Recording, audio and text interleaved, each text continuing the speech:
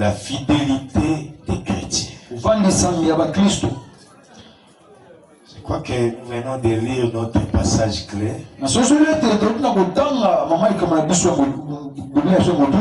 qui va nous conduire tout le long de notre enseignement. Je crois que ça va nous prendre quelques séances.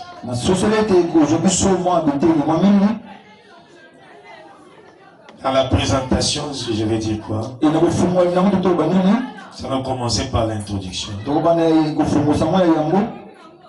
deuxième temps, nous allons voir 5 principaux points pour la fidélité des chrétiens.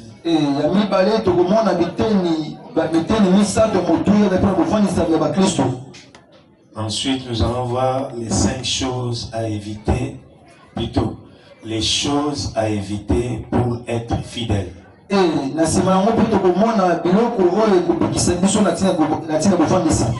Les choses à éviter pour être fidèle. Amen, amen. Yes. Ensuite, nous allons voir la récompense divine pour les hommes fidèles.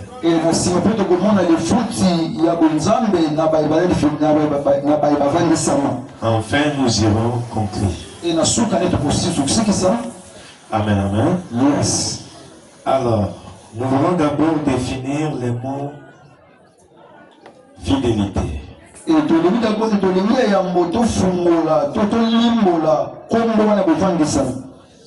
Le mot fidélité veut dire, sur le plan littéraire, sur le plan de ce qui est écrit, même dans les dictionnaires, c'est l'attachement à ses devoirs. Ce que tu es appelé à faire. C'est aussi la régularité à remplir ses engagements.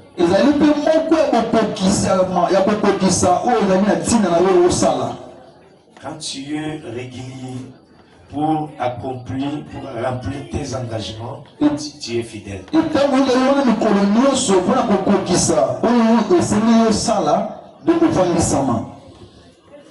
C'est aussi l'attachement sans relâche à une personne ou à une chose.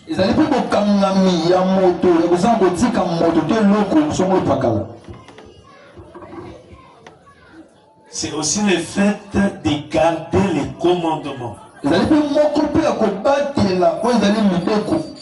Différemment de l'obéissance, l'obéissance c'est pratiquer les commandements.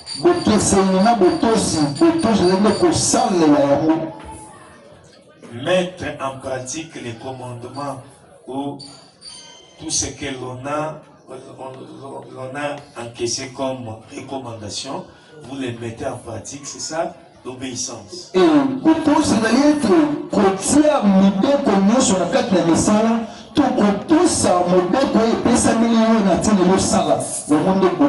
Donc la fidélité, c'est le fait de garder ces commandements-là, tu te l'appropries et tu en fais les tiens.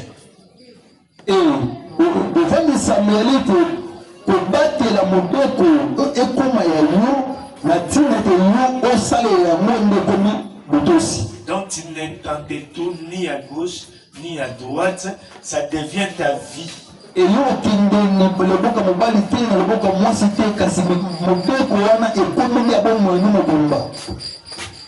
Tu observes ça.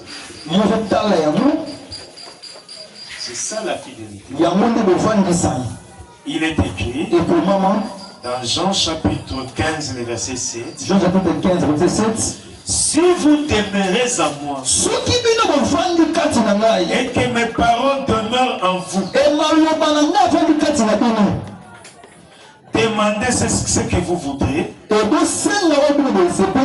et cela vous sera accordé. Si vous demeurez en moi, le fait de demeurer en Dieu, la fidélité, ça ne s'arrête pas là. Et que mes paroles demeurent en vous. Si tu es fidèle à quelqu'un, c'est que toutes les paroles qu'il t'adresse doivent demeurer en toi. Tu dois garder ça, tu dois t'approprier à ça, tu ne dois t'en détourner ni à gauche ni à droite. Et ce qui est okangamina moto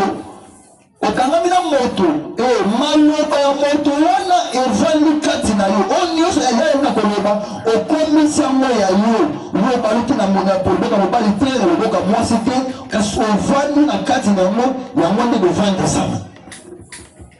Comprenez ça? Hein? Donc allez-y comprendre la fidélité, ça s'applique dans tous les domaines de la vie.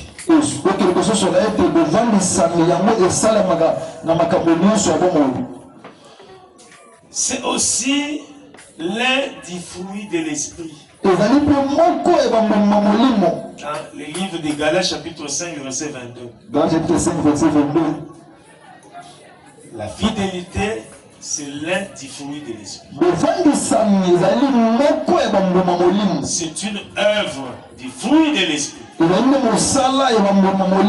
L'on reconnaît un enfant de Dieu s'il a la sémence de la fidélité. Là où il s'engage, il est fidèle à ses engagements. Là où il travaille, il est fidèle dans ce qu'il fait. Là où il habite, il est fidèle à ce que les bailleurs lui recommandent, bien l'État lui recommande.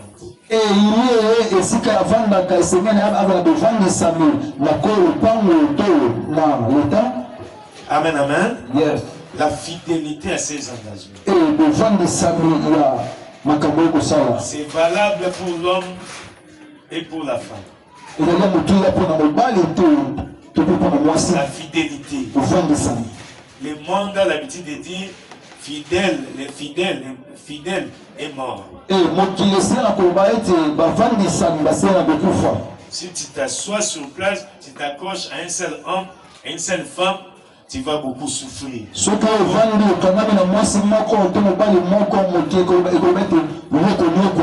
Il faut chercher à trouver la solution ailleurs. Mais dans la parole de Dieu, ce n'est pas ça. La fidélité, c'est le fait d'être attaché à une chose, à un homme, et garder les commandements qui sont recommandés.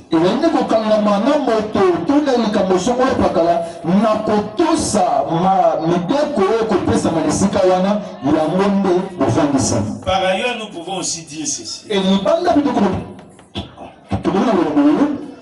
C'est le fait de durer longtemps, hein, à exécuter les mêmes tâches, ou bien auprès d'une seule personne. Yes.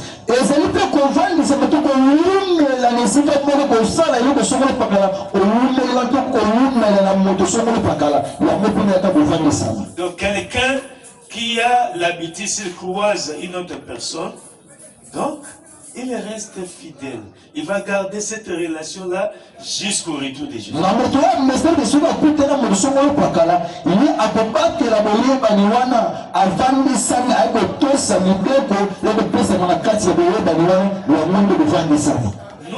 Nous connaissons une seule personne qui a commencé l'histoire de la rébellion dans la Bible.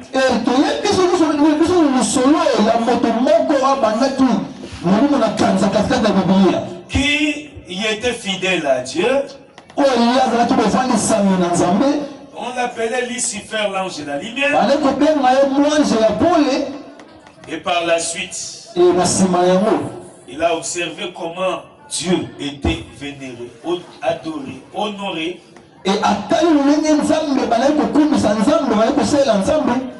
Un sursaut d'orgueil est entré en lui. Lui, il était chargé de l'adoration.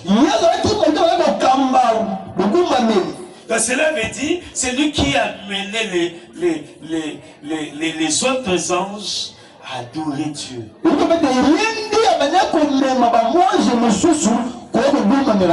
Donc il voyait seulement que Dieu est le Seigneur des Seigneurs, le Dieu de Dieu. Il a mené tous les autres anges à adorer ces dieux.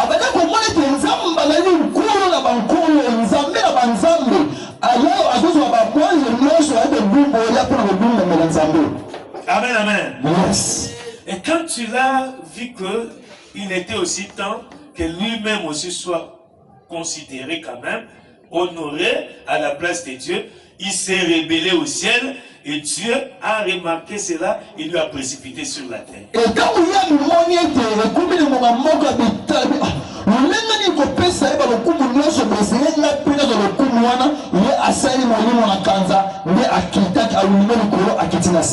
et Dieu lui a précipité sur la terre. Il est à ce moment-là, il n'était plus, il n'avait plus le nom de Lucifer, il a pris maintenant le nom de Satan le diable. Et dans le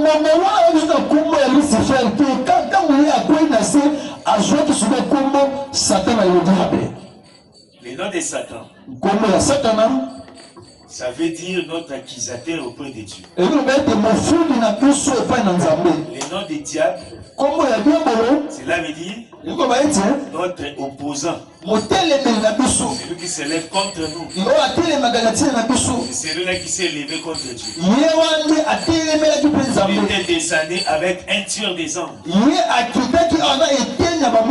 sur la terre. Amen, amen. Yes. Et Dieu a réservé la gêne, le feu éternel pour eux. Leur sort est déjà scellé depuis le jour qu'ils s'étaient révélés. Ils vont entrer dans la gêne, dans le feu éternel.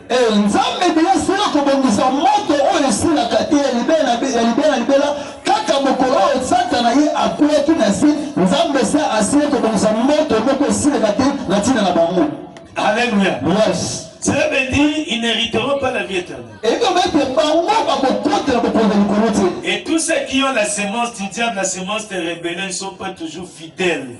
Là où ils ont eu des engagements, là où ils ont croisé des hommes qui sont importants pour eux, les hommes qui étaient là pour impacter leur destinée, leur sort, c'est les mêmes qui est réservé par rapport au diable et les autres anges déchus. Yes. Batonioso, obazali kati na molimo wana ya kanza. Batonioso bayebi kovenza mesika moko te. Tango susu okutala kala moto moko balaki ya motuya na tina na bombo na yo to bongisa lobi na yo kasi yo sali molimo na kanza. Batonioso bongo bango babongisani pe kobika lolenge satana akobika na mokolosuka. Voilà pourquoi nous avons dit tantôt les versets clés pour nous. C'est Habakkuk chapitre 2, le verset 1.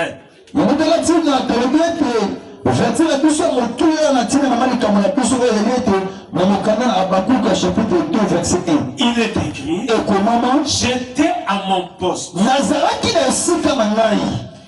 Je me tenais sur la tour. Et j'ai veillé pour voir ce que l'Éternel me dirait.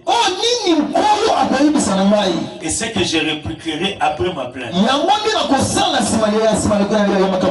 Que j'étais à mon poste. Cela veut dire je suis fidèle là où je suis placé, là où Dieu m'a placé pour travailler.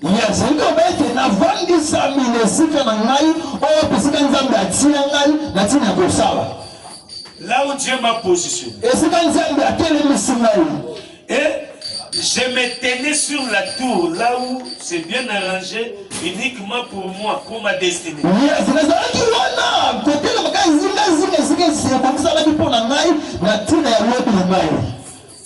J'ai veillé. Donc je suis là.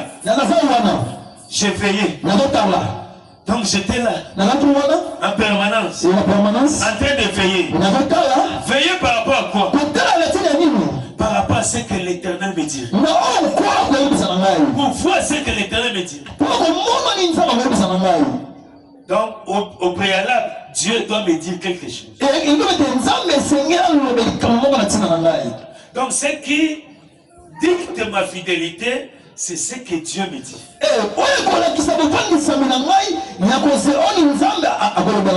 Après avoir entendu quelque chose de la part de Dieu, la dernière phrase est Et c'est que je répliquerai après ma plainte.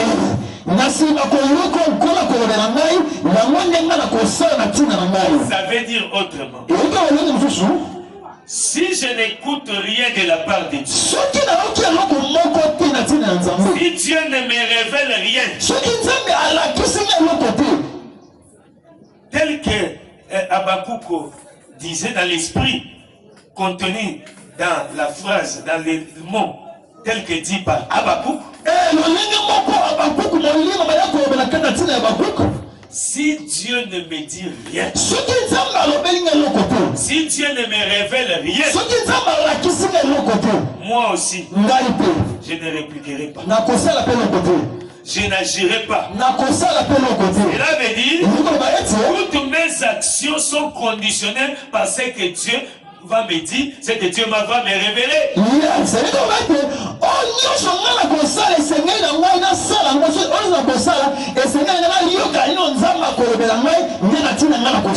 Je ne me conduis pas parce que les hommes me disent.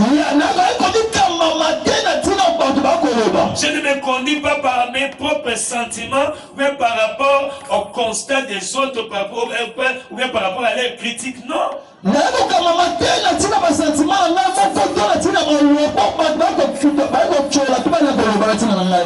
les hommes ont beaucoup parlé, j'ai beaucoup souffert, les gens me critiquent, mais pourquoi tu restes toujours là? Pourtant tu es en train de souffrir, pourtant les choses ne marchent pas. Je ne suis pas dicté, je ne suis pas conduit par les constats des hommes, par leurs réactions, par leurs paroles. Moi je suis conduit par ce que Dieu me dira.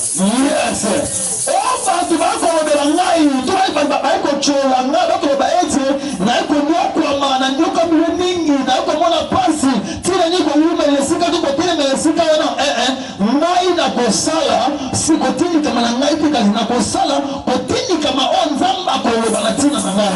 Les hommes avec leur malice, ils peuvent te désorienter, ils peuvent te tromper. Mais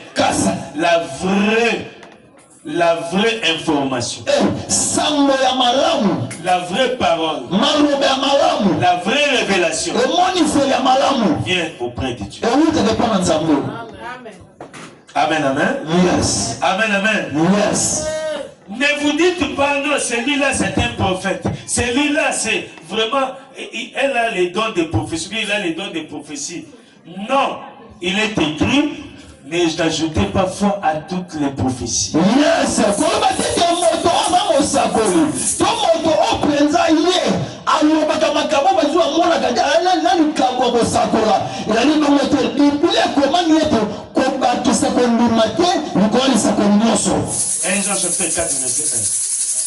Les hommes, pourquoi il ne faut pas ajouter la foi à toutes les prophéties? Et si vous lisez 1 Thessaloniciens chapitre 5, les versets 20 à 21, il est écrit, examinez les prophéties.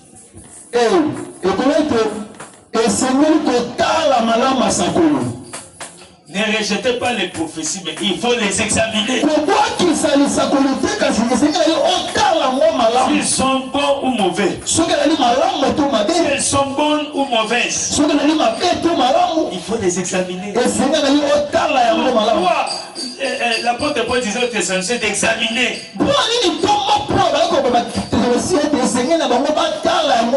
Puisque les hommes ont toujours une malice dans leur chef. Ils ont toujours tendance à désorienter les gens. Et dans chaque révélation qui sort d'un homme, il y a la partie de l'homme, il y a aussi la partie de Dieu. Dans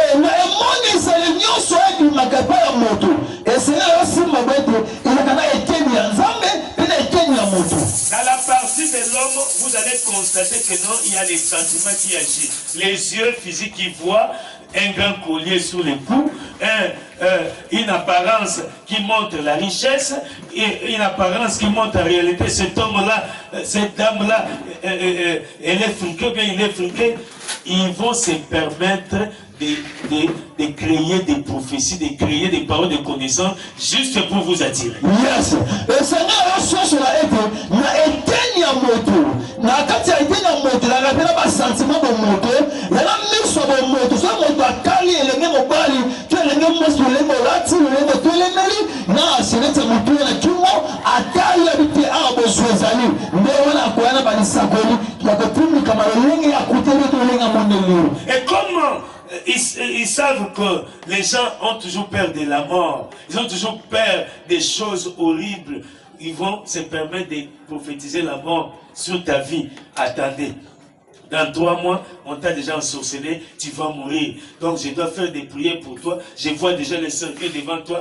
Les hommes, quand ils attendent comme ça, ils sont paniqués et ils se donnent facilement. Yes. Et tu te donnes à qui? Pour faire quoi? Peut-être pour les gars. Yes.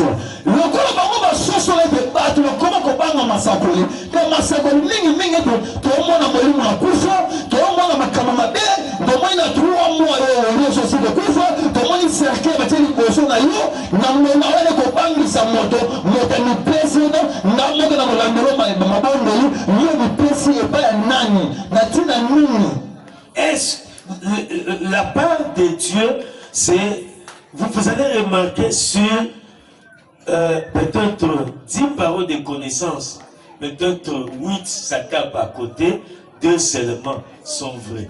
Il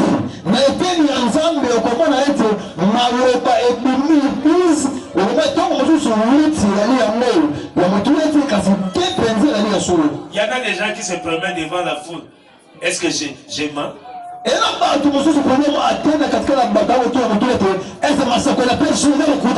Pour l'honneur de l'homme de Dieu. Peut-être c'était une dame qui était victime de ces prophéties-là, de ces révélations.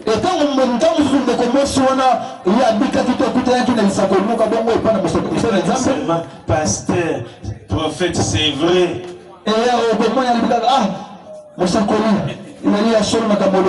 Pour ne pas jeter son honneur en pâture.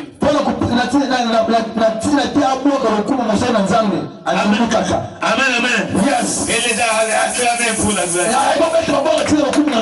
Alors que la sœur va se retourner. La dame va se retourner. De l'autre côté, vous savez, des mensonges.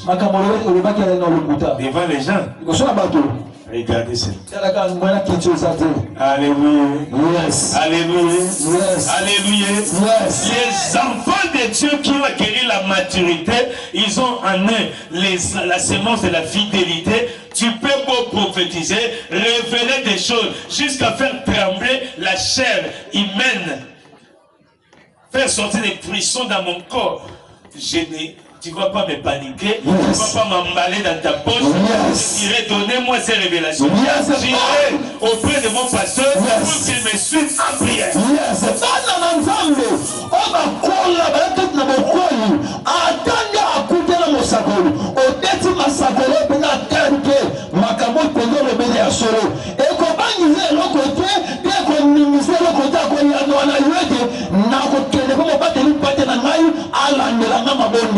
Qui a dit amen?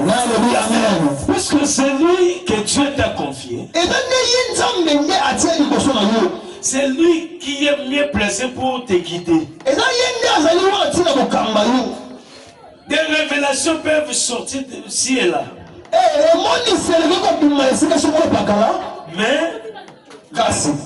tout brebis se laisse toujours conduire par son propre péché. Yes.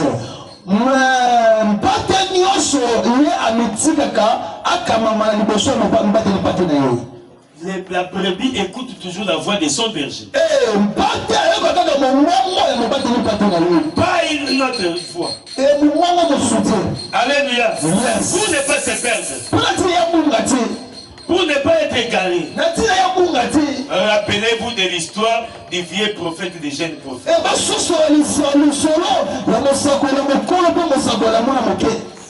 Les vieux prophètes avaient désorienté les jeunes prophètes jusqu'à l'amener à la mort.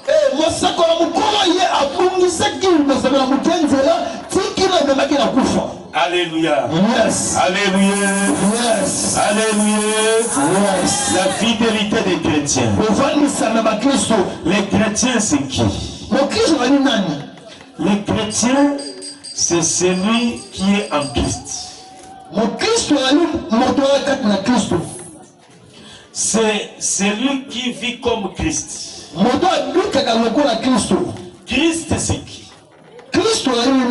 Christ, c'est Jésus que les gens ont crucifié sur la croix.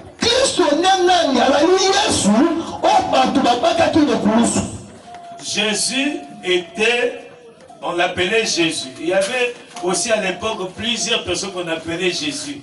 Mais la différence, c'était quoi? Quand il a été crucifié, il a revêtu le nom de Christ. Et désormais, nous avons commencé à l'appeler Jésus-Christ.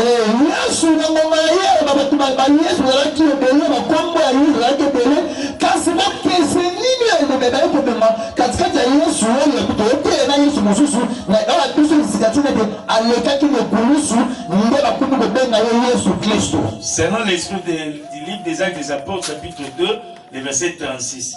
Christ, ou plutôt Dieu, a fait Seigneur et Christ, c'est Jésus que vous avez crucifié.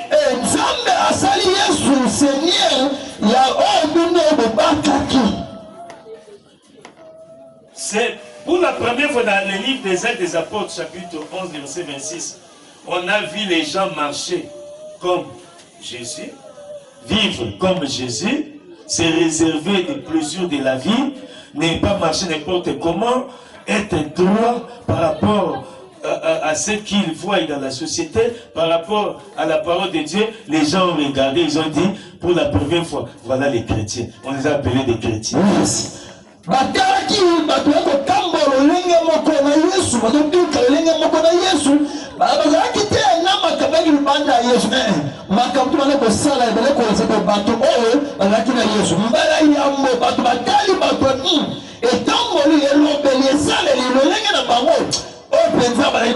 Ah. Donc la chrétienté est liée à la manière de vivre, à la manière de marcher au milieu des hommes pour la gloire de Dieu.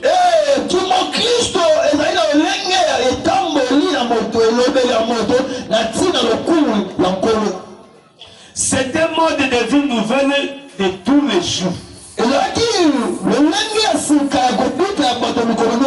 C'est l'engagement d'une conscience pure de tous les jours. C'est une vie de sacrifice de tous les jours pour la gloire de Dieu.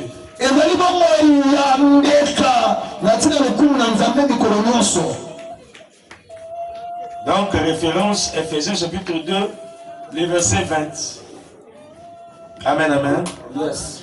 Non, Galates chapitre 2, le verset 20. Si moi j'ai vis, ce n'est plus moi qui vis, mais c'est Christ qui vit en moi. Ça, le mode de vie de tous les jours. Alléluia. Yes. Alléluia. Yes. Alors, nous allons encore dire ceci. En général, dans les années 1960, 70, 1980 ou bien 90, la parole de Dieu était prêchée et enseignée dans la droiture, surtout dans notre pays, surtout en Afrique. Mais arrivé dans les années 2000 jusqu'à nos jours, la majorité des faux serviteurs a gagné les terres. Yes. La 1960, quelques septembre 80, Malobalanzambe était dans le lingue et seigneur mingi na mboka na pisoto na kati na Afrika kazi kwa vita na bavula bana 2000 article lelo Malobalanzambe eko tema le lingue seigneur na tina ko basali ya lokuta babimi ebele. Ils ont gagné le monde des réseaux sociaux.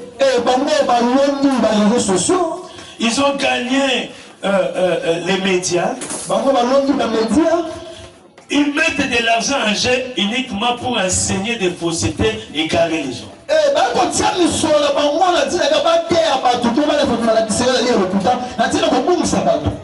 Il est même écrit Quand vous verrez l'abomination de la désolation, entrer jusque dans le lieu saint, hein, empêcher les gens à adorer Christ, jusqu'à faire cesser les offrandes, donc empêcher les gens d'offrir à Dieu. Hein? Sachez que l'abomination de la désolation est déjà entrée, et c'est lui qui lui fasse attention. Yes. Et comment dire, ce qui est comment milimo ya mabele kuta tina kati ya eklesia na tina kupekisa bato batia mabonza to bakabela nzambe epekisi na bango na moto akomema nde balakisi wana bokeba na moto ya bongo. Ils vont empêcher même les gens d'adorer Christ. C'est lui qui les avait sauvés. C'est lui qui était monté sur la croix pour eux. Pour leur présenter notre Christ. C'est ça l'abomination de la désolation. Ils vont faire cesser les offrandes. Vous pouvez lire ça dans Matthieu chapitre 24, verset 15. Hein? Quand vous constatez cela, comme dans les réseaux sociaux TikTok, les gens se permettent de dire, vous là, vous qui donnez des titres, vous donnez des offrandes, vous enrichissez les pasteurs, vous enrichissez les gens. Avec Dieu, Jésus lui-même était une offrande. Quand vous constatez cela, c'est le message prophétique du temps de la fin. Comprenez qu'il s'agit là d'un faux pasteur, d'un faux prophète, envoyé du diable pour égarer les gens. Il y a ce moment dans Facebook, dans TikTok, tu vas continuer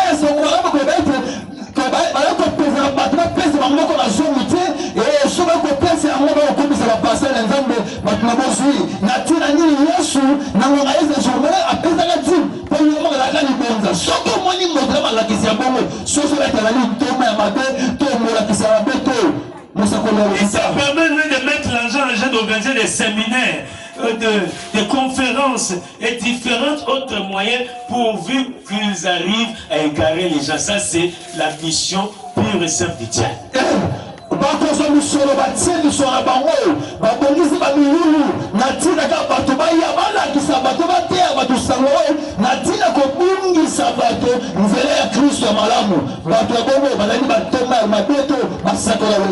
Il est écrit dans Matthieu chapitre 24, le verset 11. Plusieurs faux prophètes se lèveront et séduiront beaucoup de gens. Cela veut dire ils vont séduire les gens pour les amener à l'infidélité par rapport à leur Dieu, par rapport à leurs engagements auprès de Dieu.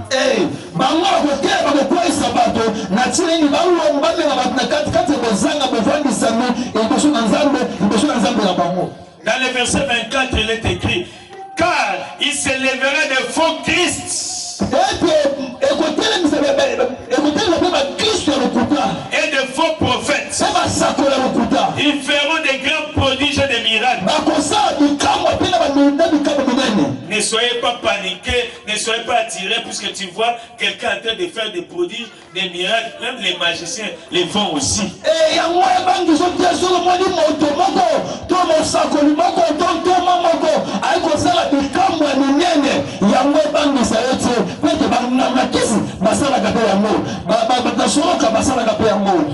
Au point de séduire, s'il était possible, même les séduire. Alléluia. Yes. Alléluia. Yes. Retenez seulement ceci. On reconnaît l'arbre par ses fruits. Si tu es l'arbre des manguiers, tu ne peux produire que, tu ne peux donner naissance qu'à des manguiers, à des mangues.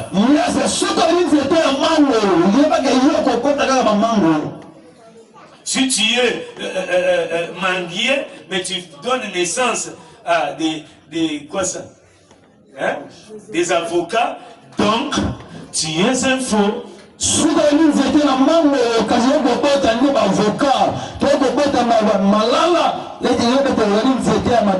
Là où il y a la sémence de Dieu, on voit les œuvres produites là-bas qui caractérisent, qui démontrent réellement qu'il y a ici la sémence de Dieu. Yes. Et si quand on a bon zambé zaï, et il y a barakana le moto, tu es ça et la moto, moto ko soso la plaine awa, qu'on Alléluia. Yes. Alléluia. Yes. Alléluia. Yes. On ne doit pas remarquer les comportements des païens au sein des enfants de Dieu, des gens, la brutalité, des menaces, des rancines, des querelles. Non, ça c'est, vous verrez ça dans Galates chapitre 5, verset 21, 19 à 21. Ce sont les œuvres de la chair. Ça démontre la sémence du diable. Et vous êtes au monde à terre, vous allez, il y a ma bagano, quand ma banne en zambe, molimo à kanza, molimo de kabouani, à Goswana, à Makelele, Makamono, Sowana, Komona, Mokana, Galate, Ezalinge, Moko, la Biba Papa, et Missale Mzoto. Alléluia. Yes. Ce sont les œuvres du diable. Et la ligne Missale à Satan. Les œuvres de la chair. La ligne Missale à Mzoto. Il est écrit ceux qui commettent de telles choses n'hériteront pas le royaume de Dieu. Et comment mettre, vous verrez même dans les églises aujourd'hui, surtout des anciennes de l'église qui ont vécu des époques, plusieurs décennies. Hein? Pour ne pas parler des églises protestantes, des églises catholiques, vous verrez à l'intérieur si on arrive seulement à élever quelqu'un. D'autres voient ça d'un mauvais œil, ils se permettent même de lui jeter les mauvais sorts pourvu que cette place-là, là où il y a les finances, leur appartienne. Yes.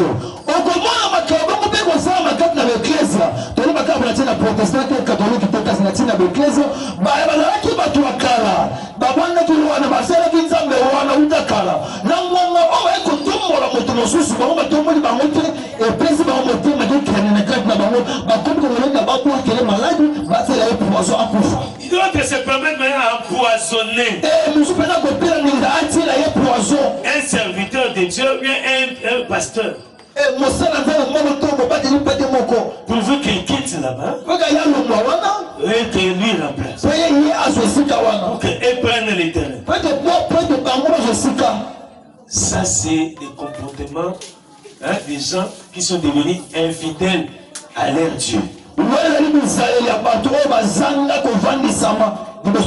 Les gens qui n'ont pas pu garder les commandements pour leur Dieu. Qui a dit Amen? Amen. Qui a dit Amen? Amen. Acclamons pour la gloire de Dieu.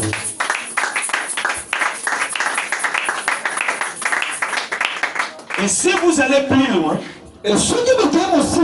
dans 2 Timothée chapitre 3, les versets 1 à 5, les comportements qui se remarquent aujourd'hui dans les temps de la fin avec des gens qui démontrent en réalité ils sont devenus infidèles.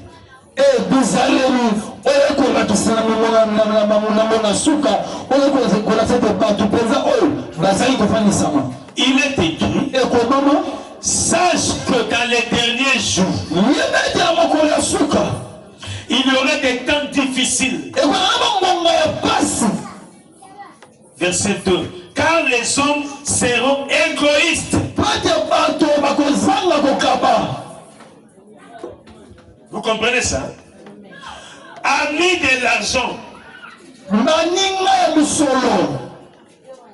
Fanfarons. Fanfarons. Alléluia. Yes. Alléluia. Yes. Les gens qui n'ont pas la considération des autres. Et partout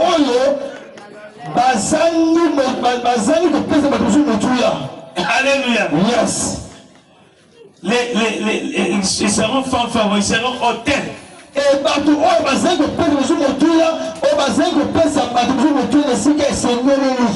Alléluia. Yes. Ils seront blasphémateurs. Ils disent des choses qui n'ont pas leur place. Ils sont rebelles à leurs parents. Soulignez ça. Rebelles à leurs parents. Qu'est-ce que nous remarquons aujourd'hui? La plupart des églises, les gens ont un sérieux problème de s'asseoir sous l'autorité de leur père spirituel.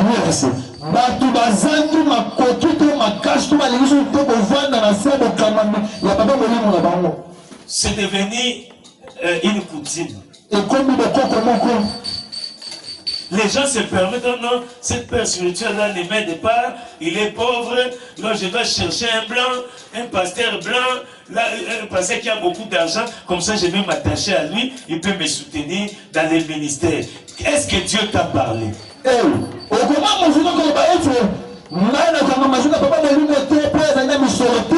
Et Seigneur, nana que mon papa mon limon d'aller mondele, toi ina misole pele, peut-être asunangai, natina le tour manangai. Est-ce que nous avons le bien qui en ont? Bon, on m'a quand même prêché, je dois garder mon père spirituel, mais je dois lui choisir comme mon mentor pourvu qu'il me soutienne.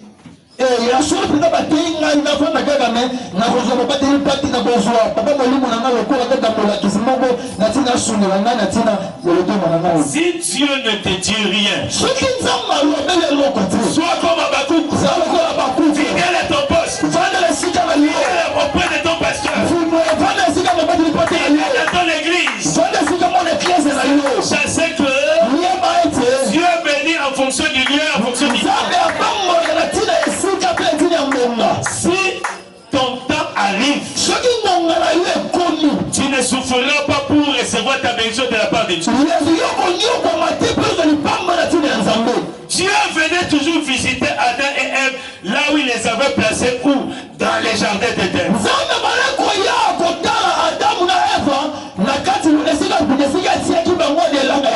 C'est là où il venait pour les visiter, pour leur assurer la protection.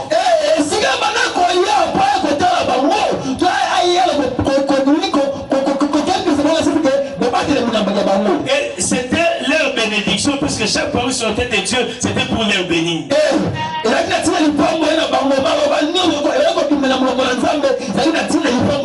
devait demeurer fidèle et attendre par la suite, au fil du temps, ce que Dieu fera pour eux, à leur avantage et pour leur destinée.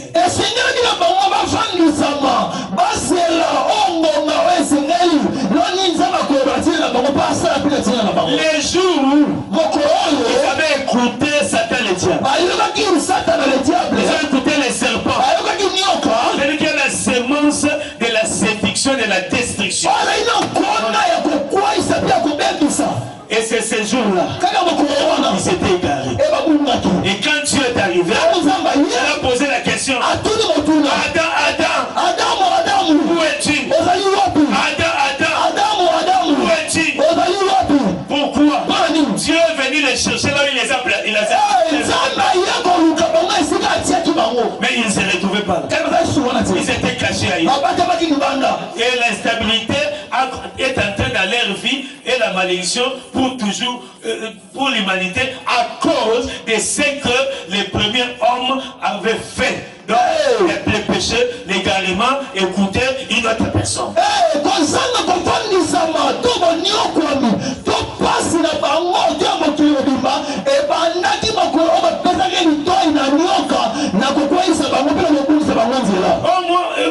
Où es-tu?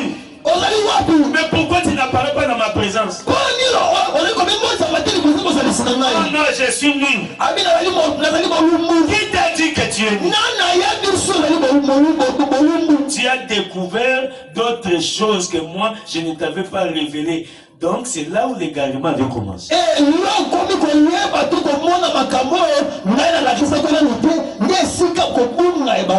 te crois maintenant plus intelligent que moi. Et Dieu, ces jours-là, avait, au lieu de maudire Adam et Ève, Dieu avait maudit les sols.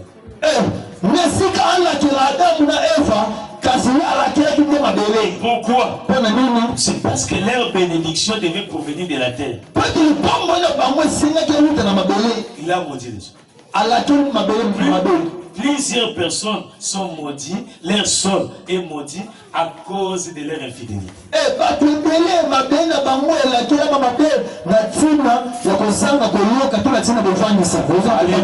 Moi j'ai toujours dit, celui qui est instable dans les choses de Dieu deviendra instable dans tous les domaines de sa vie. Pourquoi? C'est c'est le spirituel qui conduit le matériel. Si tu as la semence d'infidélité dans les choses de Dieu, dans tous les domaines de ta vie, spirituellement tu seras instable. Physiquement aussi la stabilité va gagner les terres. L'instabilité va gagner. Qui a dit Amen? Yes. Qui a dit Amen? Yes. Sois fidèle là où Dieu t'a placé. Sois fidèle à tout ce que Dieu te dit. Quelle que soit la souffrance, les difficultés, les combats, sois toujours attentif à écouter quelque chose de la part de Dieu. C'est peut-être que Dieu, c'est Dieu qui gère ces moments-là avec toi. C'est peut-être que Dieu a permis ça. C'est peut-être que Dieu veut te révéler quelque chose qui est caché dans cette difficulté, dans cette circonstance. Si tu n'es pas prêt à écouter la voix de Dieu, tu seras perdu par tes sentiments, par la souffrance qui t'accable, tu vas t'égarer.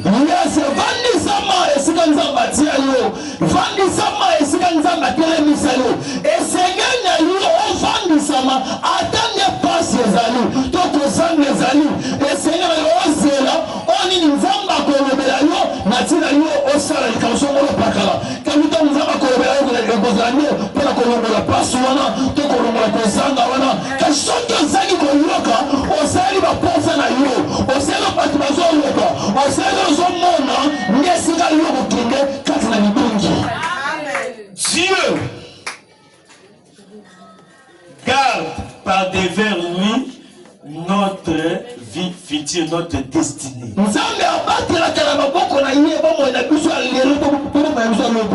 Toutes les souffrances qu'en dirait Joseph dans son parcours, c'était pour la bénédiction de sa destinée.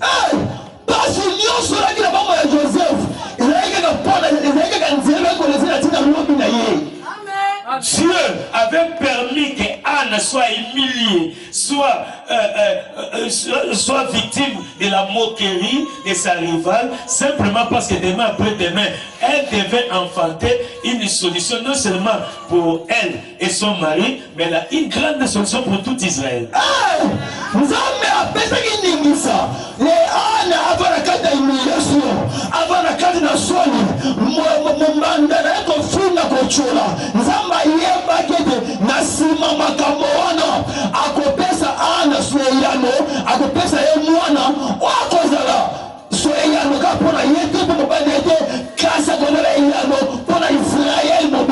Toutes choses concourent au bien de Dieu. Tout ce qui était arrivé aux enfants d'Israël dans le désert, c'était dans les plans de Dieu. Dieu les préparait dans la souffrance pour qu'une fois béni, pour qu'ils ne l'oublient pas.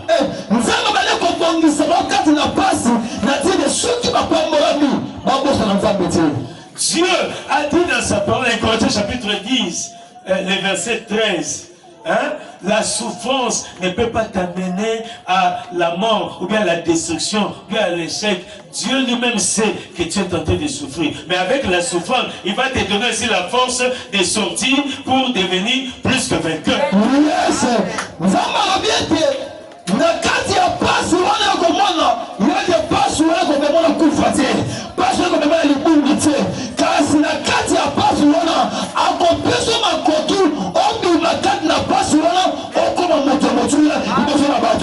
Alléluia.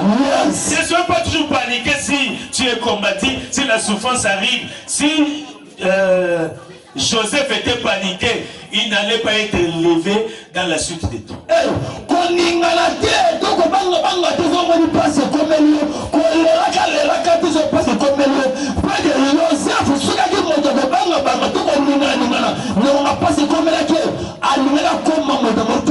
Malgré la souffrance, Joseph n'avait pas abandonné son Dieu, n'avait pas abandonné les dons que Dieu avait mis en lui.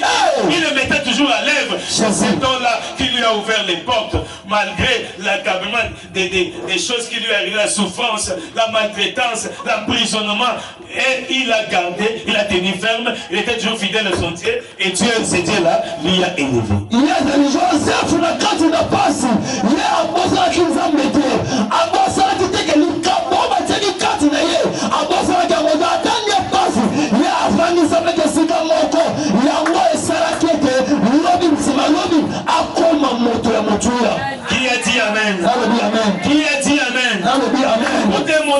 fidélité.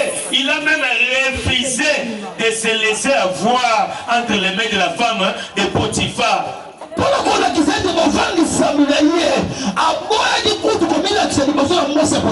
Mais pour les gens que nous voyons aujourd'hui, pour les serviteurs que nous voyons aujourd'hui, pour la plupart des serviteurs que nous voyons aujourd'hui, s'il entre dans une maison, trouve une femme comme la femme de Potiphar, avec beaucoup d'argent, l'homme de Dieu, voici ton enveloppe, couche seulement avec moi, je vais te donner tout ça là. Il y en a des ciels là, il va regarder les ciels. Ici là il y a 5 parcelles. Les instruments complets d'église. Je vais faire des voyages aller-retour. En Europe, je rentre. Aller-retour. Mais je ne peux pas. Hein. Maman, tu as dit quoi? Allons-y, on peut faire quelque chose.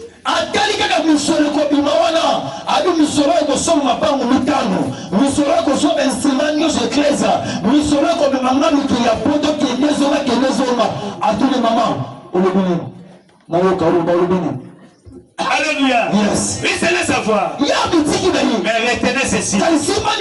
Aujourd'hui, dans nos jours, les diables utilisent des femmes avec beaucoup d'argent juste pour faire tomber les hommes de Dieu.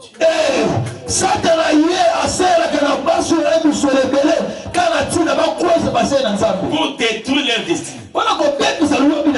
Pour étouffer l'œuvre de Dieu. Si tu es ferme, c'était l'exemple de Jésus dans le désert devant Satan le diable. Il était ferme, il a refusé. Le diable lui a même transporté jusqu'à la haute montagne. Regardez, tout ce que tu vois là, ça m'appartient. Si tu t'imposes et m'adores, ça veut dire, si tu t'attaches à moi, si tu t'agenouilles devant moi, si tu me sers, si tu deviens mon serviteur, je vais te donner tout ça. Il a dit jamais. Il est écrit, tu ne serviras que Dieu lui seul. Yes. Amen.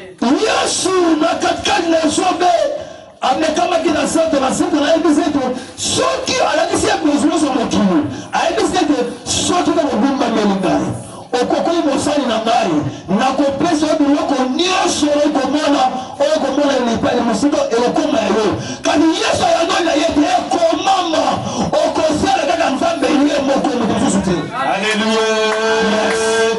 Et Dieu, la Bible nous parle aussi des 3 hommes. Lisons Ézéchiel chapitre 14, verset 12 à 14. Il est écrit dans le verset 12. La parole de l'Éternel me fit adresser en ces mots. Fils de l'homme, si un pays péchait contre moi, en se livrant à l'infidélité, cela veut dire il se détache de moi, il me tourne le dos, il commence à adorer les statues.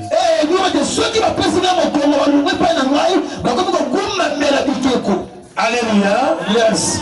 Et si je tendais ma main sur lui,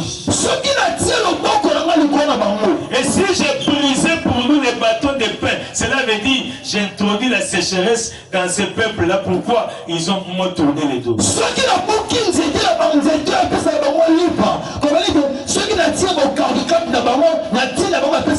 Cela veut dire fidélité amène la sécheresse. Et si je lui envoyais la famine, alléluia, ça amène la famine. Et si je n'exterminais les hommes et les bêtes, donc la mort va entrer, la malédiction va amener la mort dans tout ce que la personne fait.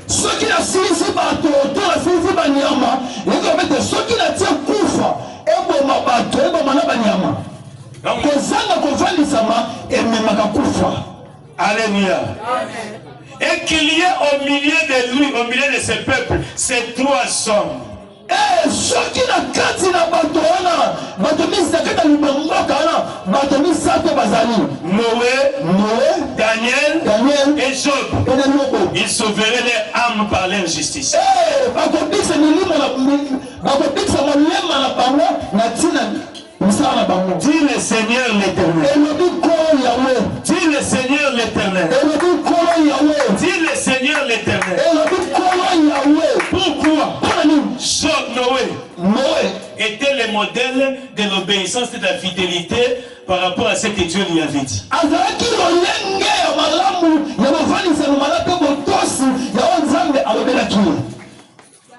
Et c'est par Noé que Dieu avait bâti l'arche. Il était fidèle aux orientations divines.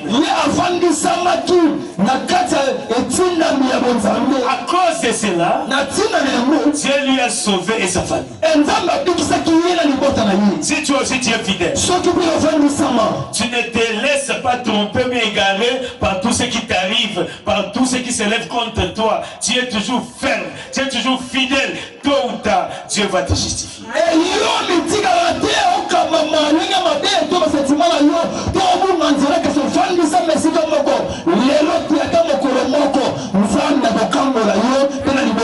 Ça c'est Noé dans le livre de Genèse chapitre 6, versets 7 à 14 et les versets 22. Job était toujours fidèle à Dieu malgré les épreuves, malgré les difficultés, et Dieu lui a justifié. Il a même dit dans Job chapitre 19 verset 25, je sais que mon rédempteur est vivant, il s'élèvera l'éternel. Et finalement dans Job chapitre 42 les versets 10 à 12, Dieu lui a justifié.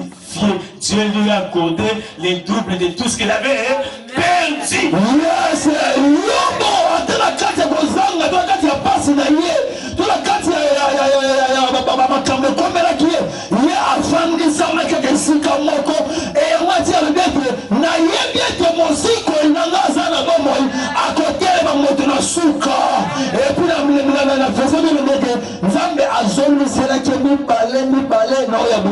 Et Daniel n'a pas trahi son identité. Il savait qu'il est juif. Il savait qu'il est enfant de Dieu. Dans les pays étrangers à Babylone, il n'a pas cédé à toutes les propositions de la magie de Babylone. Yes, Daniel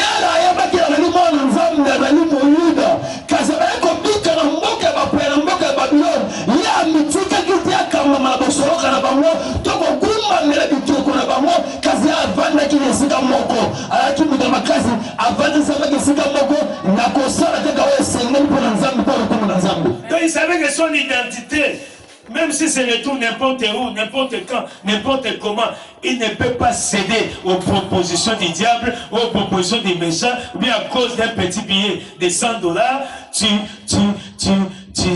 abandonnes la chrétienté, tu tournes le dos à Dieu et tu commences à devenir rare dans l'église jusqu'au point d'abandonner tout et de retourner dans le monde. Non, un enfant de Dieu garde toujours son identité et son engagement auprès de Dieu.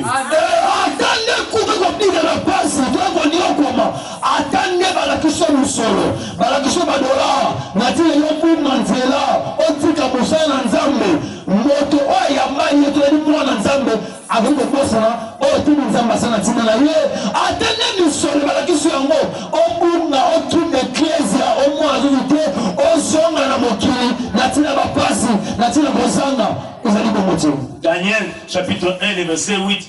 Daniel n'a pas trahi son Dieu. Daniel n'a pas mangé les mains du roi. Là, on mangeait la chair humaine, on buvait les sangs humains. Pour être initié, il fallait passer sous la table du roi. Daniel n'avait pas accepté l'initiation, n'avait pas mangé tout ce qui était à la table du roi. Daniel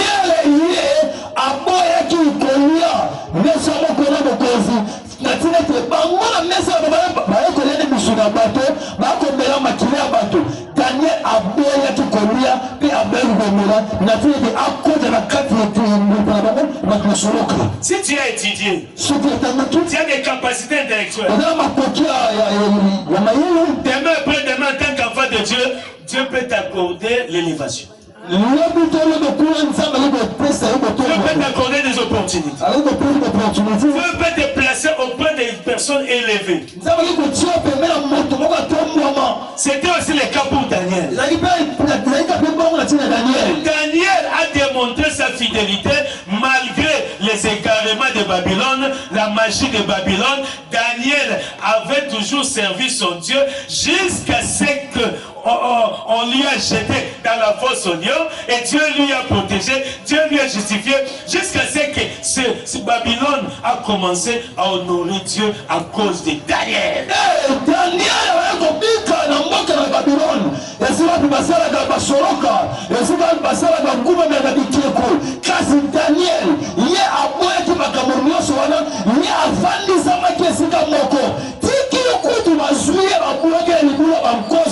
Et la crête est libre à cause Nzambe aloni sakiye tikile batinyuso ya Babylone bakomi lokumu mbele Nzambe. Cela veut dire si tu es le modèle pour les fidèles. Normalement tel que l'apôtre Paul avait dit à Timothée. 1 Timothée chapitre 4 verset 12. 1 Timothée chapitre 4 verset 12. Que personne ne méprise ta jeunesse. Nous constatons pas mal d'égarements dans la jeunesse. Nous constatons pas mal d'égarements dans les chefs de la jeunesse. La jeunesse aujourd'hui est emportée par les mauvais comportements des musiciens, les mauvaises coiffures, les mauvaises manières de s'habiller et les mauvais langage. La jeunesse aujourd'hui est emportée par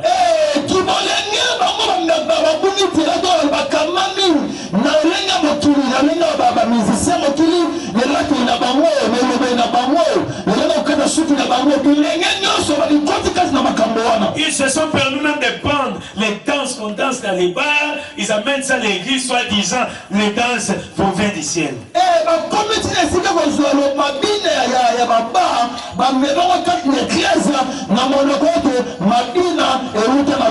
Il est écrit dans Romains chapitre 12 verset 2. Ne vous conformez pas au siècle présent. Soyez transformés par le renouvellement de l'intelligence.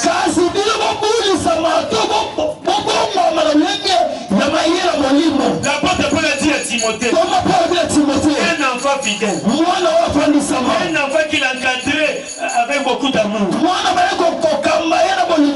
un enfant qu'il espérait à lui confier plusieurs responsabilités.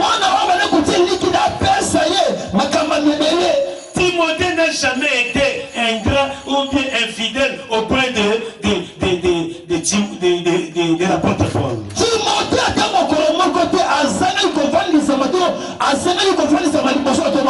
Un exemple référentiel des serviteurs. C'est aussi pareil avec Josué. Alléluia. Yes. Il lui a dit, personne ne méprise ta jeunesse. Sois fidèle pour les modèles.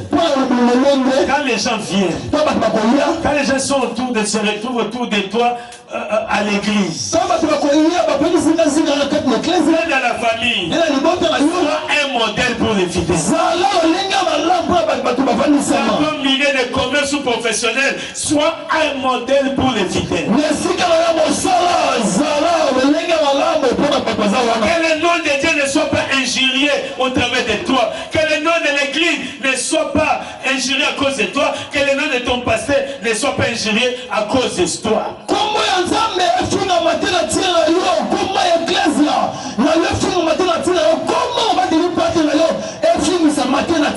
Sois un modèle pour les fidèles. C'est bien écrit pour les fidèles. Pour ceux qui gardent les commandements de Dieu. Tous ceux qui intériorisent les commandements de Dieu, ils en font le leur.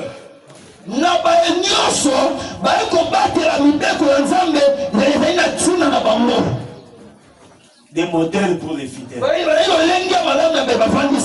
Les gens qui ont la sémence de la fidélité dans leur chef, dans leur esprit.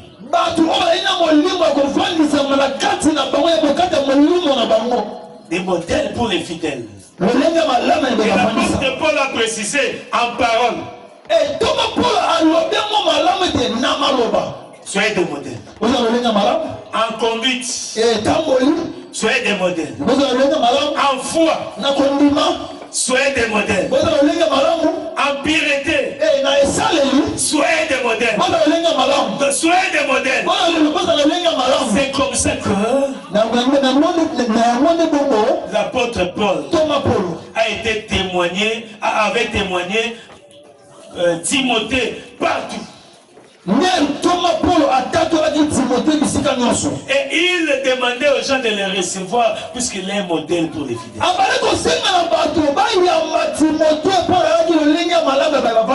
Et il laissait facilement enseigner d'autres personnes puisqu'il était un modèle. Quand on se lève devant les gens pour les enseigner, leur montrer la direction à suivre, leur faire asseoir dans l'église, il faudrait que tu sois toi-même modèle puisque nous sommes là en tant que conducteurs devant les gens, nous sommes comme des miroirs. Ta vie est comme un miroir. Si ton miroir ne reflète pas la spiritualité, un bon comportement, les gens ne sauront pas quoi copier et comment marcher puisque Dieu tu les désoriente.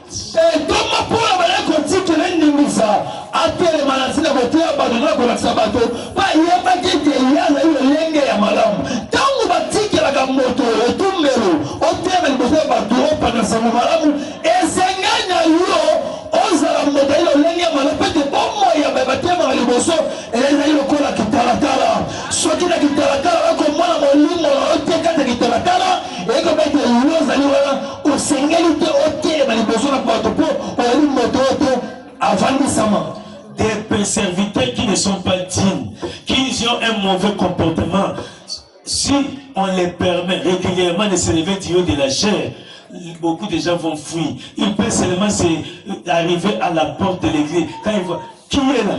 Qui se met là devant? Ah, c'est sorcier, c'est méchant. C'est lui qui a dénigré, c'est lui qui a ingéré tout le monde.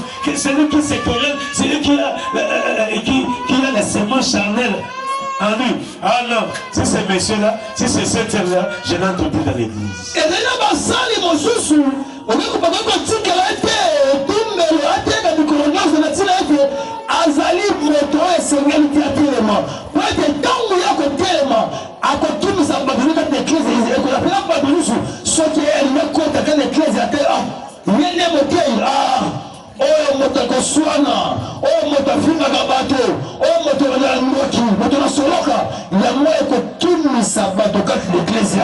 Alléluia. Yes. Soyons des modèles pour les fidèles. Nous devons aussi évangéliser par notre bon comportement. Le bon comportement, c'est comme un aimant qui attire les enfants ici des autres familles, les hommes ici de la parcelle où vous vivez, les hommes qui habitent dans le même quartier que vous, ils seront séduits par votre bon comportement. Même leurs parents vont les pousser. Même les maris des femmes modèles poussera à ces femmes-là d'aller à l'église, là où les gens qui sortent de là se comportent bien.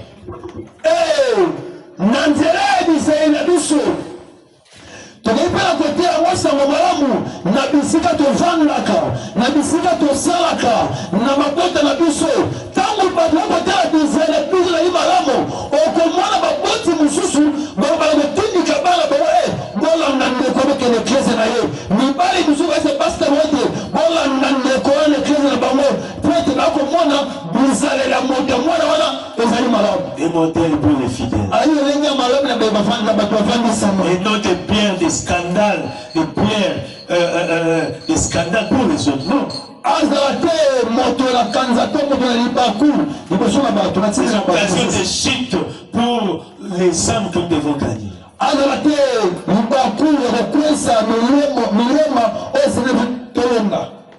Pour aujourd'hui, on s'arrête là. Nous allons poursuivre prochainement. Que mon Dieu vous bénisse. Acclamons pour la gloire de Dieu.